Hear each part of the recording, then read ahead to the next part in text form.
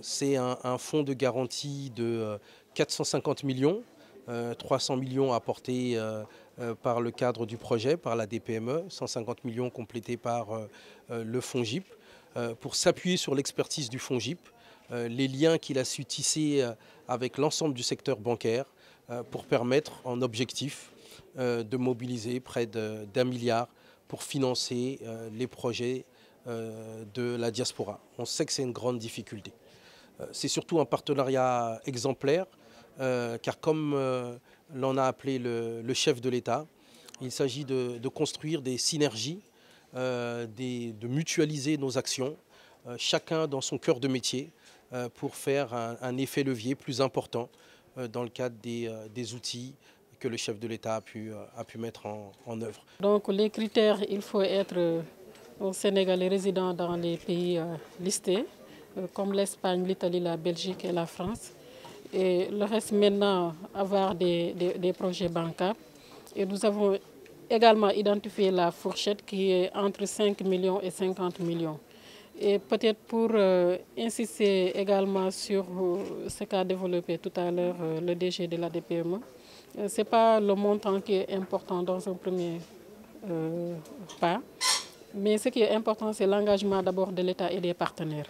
Autre aspect aussi qu'il faut développer est que la cible, c'est laquelle? C'est la diaspora.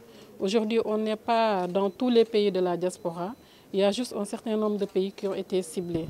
Et autre aspect aussi qui me semble être un critère, c'est le secteur d'activité prioritaire. Ça aussi, c'est important.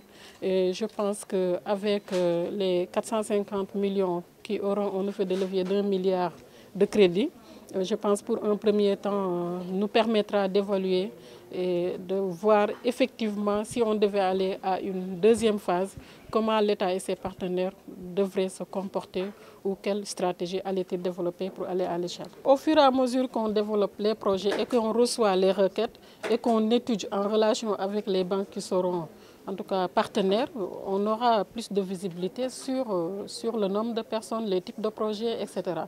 Donc je pense que c'est ce qui est important aujourd'hui, c'est d'avoir d'abord l'initiative et dire que cette diaspora sénégalaise, elle est partout, mais dans un premier temps, je pense que c'est ces pays qui ont été ciblés. Mais aussi reconnaître que cette diaspora sénégalaise, le président de la République a beaucoup fait pour nos compatriotes de tous les pays du monde.